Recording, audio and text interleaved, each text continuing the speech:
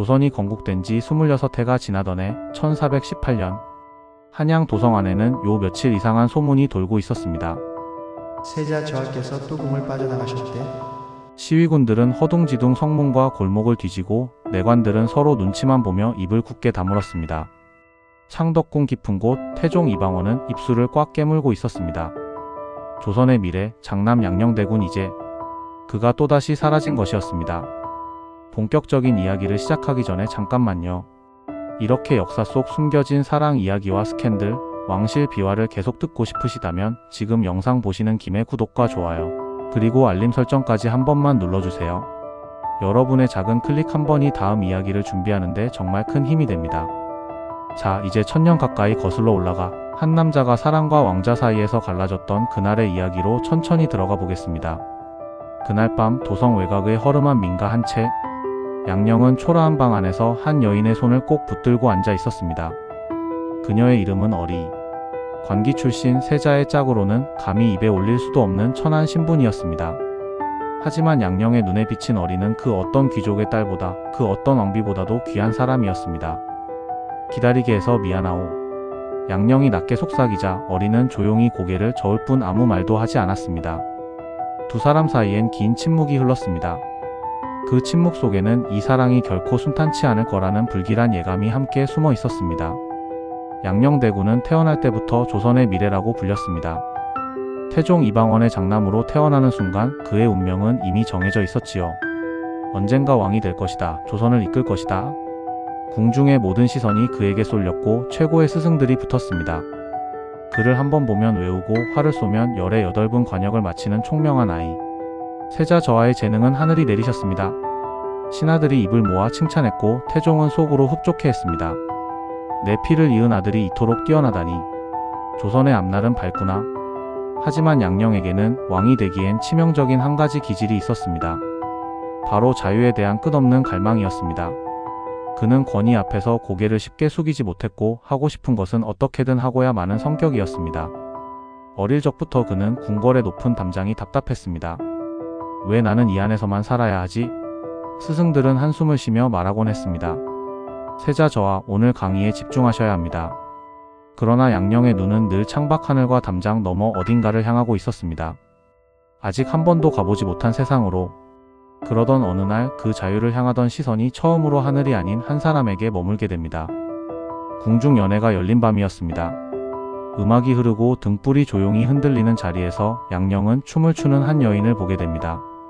가녀린 어깨, 달빛을 머금은 듯한 눈동자, 그리고 어딘가 슬픔이 비치는 미소. 그 여인이 바로 어리였습니다. 저 여인은 누구인가? 양녕이 묻자 측근은 짧게 대답합니다. 관기이옵니다. 저하. 범접하실 분이 아니옵니다. 하지만 한번 불붙은 감정은 신분 따위로는 꺼지지 않았습니다. 그날 이후 양녕은 연회가 열릴 때마다 사람들 사이를 훑어 어리를 찾았고 어리 역시 세자의 시선을 피하지 못했습니다. 말 한마디 오가지 않았지만 두 사람은 오래 걸리지 않아 서로의 마음을 알아챘습니다. 밤이 되면 양녕은 몰래 궁을 빠져나오기 시작했습니다. 시위군의 눈을 피해 담장을 넘고 어둠 속 골목을 달려 어리의 처소를 찾아갔습니다.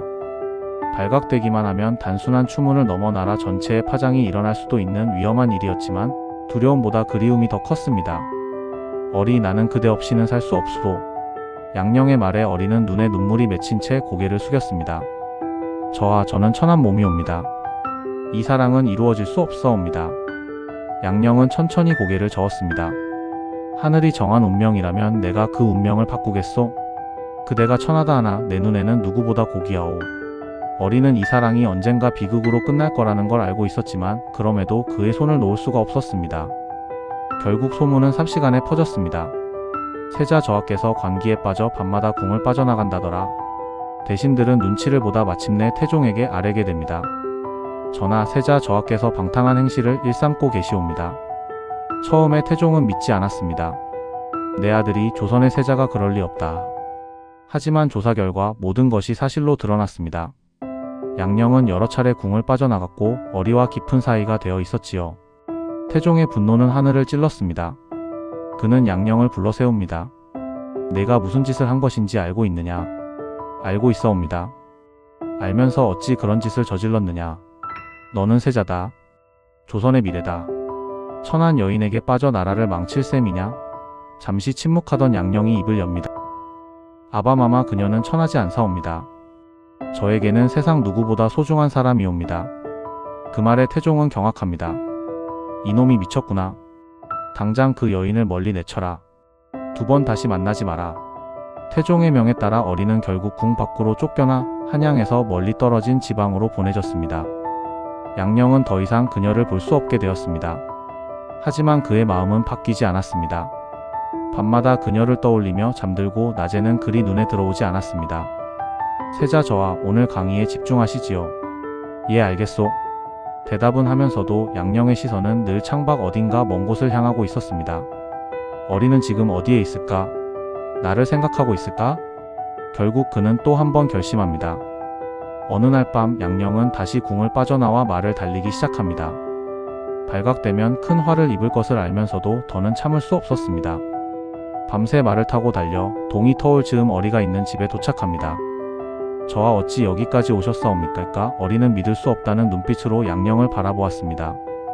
양령은 대답 대신 그녀를 힘껏 끌어안습니다. 그대를 보지 않고는 견딜 수가 없었소. 어리는 그의 품에서 울음을 터뜨립니다. 저하 이러시면 아니 되옵니다. 전하께서 아시면 큰일이옵니다. 양령은 그녀의 눈물을 닦으며 말합니다. 알고 있소. 그러나 나는 그대를 포기할 수 없소. 두 사람은 그렇게 날이 밝을 때까지 함께 있었습니다. 하지만 결국 돌아가야 할 시간이 찾아왔습니다. 집 앞 마당에서 어리는 그의 손을 잡고 마지막으로 말합니다. 저하 다시는 오지 마시옵소서. 저 때문에 저하께서 화를 입으시면 저는 죽어도 눈을 감지 못하옵니다. 양령은 대답 대신 그녀의 손을 더 세게 잡았습니다. 기다려주오. 반드시 방법을 찾겠소. 하지만 방법은 없었습니다. 태종의 감시는 더 철저해졌고 시위군은 3배로 늘어났습니다. 양령의 일거수일투족이 감시당했고 답답함에 그는 점점 무너져 내렸습니다. 공부를 거부하고 신하들에게 함부로 대하고 술에 취해 소란을 피우기도 했습니다. 세자 저하께서 변하셨다. 예전에 총명하던 세자는 어디로 가고 저리 방탕해지셨는가? 사람들은 수군거렸습니다. 태종은 아들의 변화를 바라보며 깊은 한숨을 내쉬었습니다. 양령은 분명 뛰어난 재능을 가진 아들이었지만 지금의 그는 나라를 맡길 수 없는 사람으로 변해가고 있었습니다. 사랑 하나가 왕자보다 나라보다 더 앞에 서 있었기 때문입니다. 이 무렵 태종의 시선은 자연스럽게 또 다른 아들 셋째 충녕대군에게로 향합니다. 충녕은 형과 정반대의 사람이었습니다. 조용하고 차분하고 밤늦도록 책과 씨름하는 학구적인 인물. 어느 날 태종은 두 아들을 불러 글을 짓게 합니다. 양령의 글은 여전히 뛰어났지만 마음이 흐트러진 티가 났고 충녕의 글은 깊고 단단했습니다. 그 순간 태종은 문득 생각합니다. 어쩌면 조선의 미래는 양령이 아니라 충녕에게 있는 것인지도 모른다. 양령도 그것을 느끼고 있었습니다. 아버지의 시선이 서서히 동생에게로 넘어가고 있다는 걸요.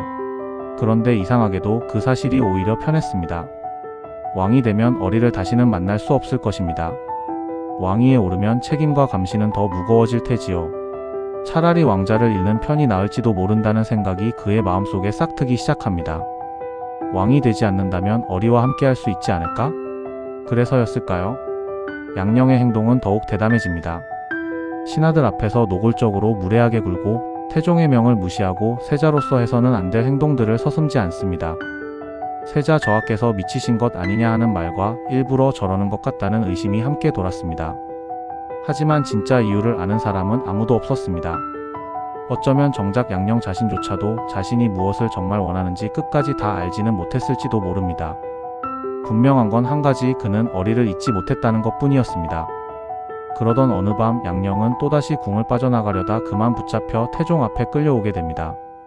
얼굴엔 흙이 묻고 옷자락은 찢어진 채 그는 무릎을 꿇습니다. 태종의 얼굴은 분노로 일그러져 있었습니다. 내가 또 이 짓이냐? 세자의 체면을 다 버리고 이게 무슨 꼴이냐? 양령은 고개를 숙인 채 아무 말도 하지 않습니다. 대답해라. 어째서 그 여인을 잊지 못하느냐? 어째서 나라보다 한 여인이 더 중요하냐? 그제야 양령은 천천히 고개를 들어 아버지를 바라봅니다. 그리고 조용히 한마디를 남깁니다. 아바마마, 저는 제 마음을 어찌할 수 없사옵니다. 그 한마디가 태종의 가슴을 깊이 찔러버렸습니다. 제 마음을 어찌할 수 없다.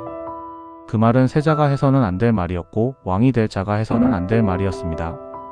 왕은 마음 가는 대로 살 수 없습니다. 왕은 나라를 위해 자신을 버려야 합니다. 양령은 그것을 알면서도 끝내 받아들이지 않으려 했던 것이지요.